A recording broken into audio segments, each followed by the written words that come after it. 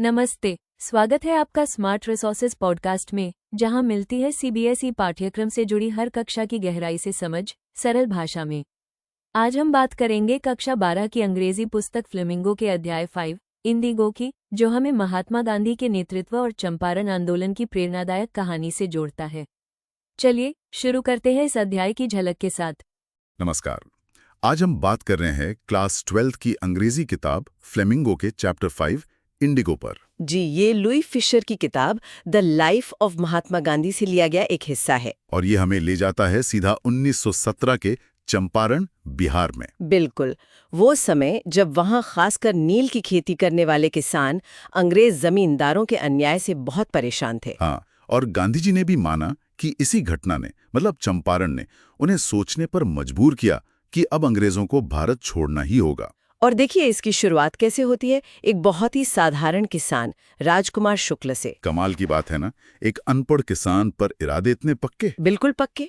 उन्होंने 1916 के लखनऊ कांग्रेस सेशन में गांधी जी से मुलाकात की और ठान लिया कि गांधी जी को चंपारण लेकर ही जाना है। और महीनों तक पीछे लगे रहे। जहां गांधी जी जाते, शुक्ल पहुंच जाते। बस एक तारीख चाहिए थी। हाँ, और इसी लगन ने, इसी दृढ़ता ने गांधी जी को बहुत प्रभावित किया। ये दिखाता है कि बदलाव के लिए किसी बड़े नाम की नहीं, एक मजबूत इरादे की जरूरत होती है। तो गांधी जी मान गए, लेकिन वो सीधे चंपारण नहीं गए, हैं ना? नहीं, पहले वो पूरी बात समझना चाहते थे। वो मुजफ्फरपुर गए, वहां वकीलों से मिले। और वहीं उन्हें पता चला इस बटाईदारी सिस्टम के बारे में। जी, ये बड़ी अन्यायपूर्ण व्यवस्था थी। अंग्रेज जमींदार किसानों को मजबूर करते थे कि वो अपनी जमीन के 15% हिस्से पर नील उगाएं। और पूरी फसल किराए के तौर पर दे। हाँ, पूरी फसल। फिर जब जर्मनी में वो सिंथेटिक नील बन गया तो अंग्रेजों को इस नील की जरूरत नहीं रही। अच्छा। तो उन्होंने किसानों से कहा कि ठीक है, हम तुम्हें इस 15% वाले अनुबंध से आजाद करते हैं, पर बदले में मुआवजा दो। मतलब आजादी के लिए भी पैसा मांगा। ये तो अन्याय था। सरासर अन्याय। गांधी जी ने जब ये सुना तो उन्होंने वकीलों को भी थोड़ी फटकार लगाई, जो बेचारे किसानों से इतनी मोटी फीस ले रहे थे। हाँ, गांधी जी समझ गए थे कि असली लड़ाई कोर्ट कचहरी में नहीं है। बिल्कुल, असली लड़ाई तो किसानों के मन से अंग्रेजों का डर निकालने की थी। वो समस्या की जड़ तक पहुंचना चाहते थे। तो उन्होंने जांच शुरू की। हाँ, वो मोतीहारी गए, जो उस समय चंपारण की राजधानी थी। वहां पहुंचते ही उन्हें ब्रिटिश अधिकारियों का आदेश मिला, तुरंत चंपारण छोड़ दो। और गांधी जी ने? उन्होंने आदेश लिया, पर उस पर लिख दिया कि वो इसकी अवहेलना करेंगे, मतलब मानेंगे नहीं। यही से शुरुआत हुई सविनय अवज्ञा की, सिविल डिसोबीडियंस। जी हाँ, आधुनिक भारत में ये पहला बड़ा उदाहरण था शांति से अन्यायपूर्ण आदेश को न मानना। और अगले दिन जब कोर्ट में पेशी थी, तब क्या हुआ? हजारों किसान कोर्ट के बाहर जमा हो गए, खुद ब खुद। उन्हें किसी ने बुलाया नहीं था। ये अंग्रेजों के लिए एक बड़ा झटका रहा होगा। बिल्कुल, ये उनके डर से आजादी की पहली झलक थी। किसानों को लगा कि कोई है जो उनके लिए खड़ा है। कोर्ट में भी गांधी जी ने बहुत साफ कहा। हाँ, उन्होंने कहा कि मैं कानून तोड़ने का बुरा उदाहरण नहीं बनना चाहता, लेकिन मेरी अंतरात्मा की आवाज, हायर लॉ ऑफ बीइंग और इन किसानों की सेवा मुझे ये आदेश मानने से रोक रही है। उन्होंने खुद सजा की मांग की। ये देखकर तो वकील भी चौंक गए होंगे। हाँ, जो बड़े वकील थे जैसे राजेंद्र प्रसाद और दूसरे, वो शुरू में हिचकिचाए। उन्होंने सोचा होगा कि अगर गांधी जी जेल चले गए तो वो क्या करेंगे। सही, गांधी जी ने पूछा भी तो पहले उन्होंने कहा, भाई हम तो सलाहकार हैं, हम वापस चले जाएंगे। लेकिन फिर उन्हें खुद पर शर्मिंदगी हुई कि एक बाहरी आदमी यहाँ आकर किसानों के लिए जेल जाने को तैयार है और हम जो यहीं के हैं वो पीछे हट रहे हैं। और तब उन्होंने फैसला किया। हाँ, उन्होंने कहा कि नहीं, हम भी आपके पीछे जेल जाएंगे। और बस उसी वक्त गांधी जी ने कहा, the battle of Champaran is one. Champaran की लड़ाई जीत ली गई। वाह, ये एकता की जीत थी। इसके बाद सरकार ने भी केस वापस ले लिया। जी, फिर एक ऑफिशियल कमीशन बना जांच के लिए।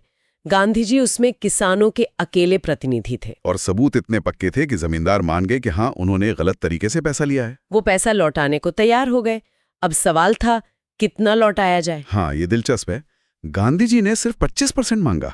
क्यों? देखिए, गांधी जी के लिए पैसे की रकम उतनी जरूरी नहीं थी जितना कि जमींदारों का झुकना। अच्छा, मतलब सिद्धांत की बात थी। बिल्कुल, ये पहली बार था कि जमींदारों को अपनी गलती मानकर पैसा लौटाना पड़ा था, अपनी इज्जत का कुछ हिस्सा छोड़ना पड़ा था।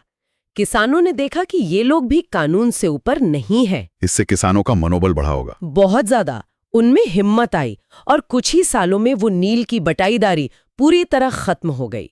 अंग्रेज बागान मालिक अपनी जमीनें छोड़ गए। ये एक बड़ा सामाजिक बदलाव था। हाँ, और एक और बात इसमें सीखने वाली है, आत्मनिर्भरता की। वो चार्ल्स फ्रियर एंड्रूज वाला किस्सा है ना?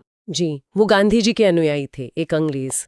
वो मदद करना चाहते थे और वकीलों को लगा कि एक अंग्रेज का साथ में होना फायदेमंद रहेगा। पर गांधी जी ने मना कर दिया। उन्होंने साफ मना कर दिया। कहा कि ये न्याय की लड़ाई है और इसमें हमें अपनी ताकत पर भरोसा करना चाहिए। किसी अंग्रेज का सहारा लेकर हम अपनी कमजोरी ही दिखाएंगे। ये आत्मनिर्भरता, सेल्फ रिलायंस का बहुत बड़ा सबक था। तो कुल मिला के इंडिगो सिर्फ एक कहानी नहीं है। नहीं, बिल्कुल नहीं। ये न्याय, नेतृत्व, निडरता, सत्याग्रह और सामाजिक बदलाव की एक जीती जागती मिसाल है। ये सिखाती है कि कैसे एक अकेला व्यक्ति भी, अगर उसमें दृढ़ संकल्प हो और सही नेतृत्व मिले, तो बड़े से बड़े अन्याय के खिलाफ खड़ा हो सकता है और बदलाव ला सकता है। और विद्यार्थियों के लिए इसमें बहुत कुछ है। अन्याय के खिलाफ आवाज कैसे उठाएं, तथ्यों पर अपनी बात कैसे रखें, डर पर कैसे काबू पाएं और सबसे बढ़कर आत्मनिर्भर कैसे बने। हाँ, असली आजादी शायद डर से आजादी ही है। सही कहा। तो ये सोचने वाली बात है कि आज अगर हम अपने आसपास कोई अन्याय देखें, तो गांधी जी के इन तरीकों में से कौन सा तरीका अपना सकते हैं? अगली बार तक इस पर विचार जरूर कीजिएगा। गांधी जी का ये संघर्ष हमें सिखाता है कि सच्चाई और अहिंसा से भी बड़े परिवर्तन लाए जा सकते हैं। उम्मीद है आपको यह एपिसोड पसंद आया होगा। अगर हाँ, तो इस पॉडकास्ट को लाइक, शेयर और सब्सक्राइब करना न भूलें। जुड़े रहिए स्मार्ट रिसोर्सेज पॉडकास्ट के साथ, सीखते रहिए, बढ़ते रहिए।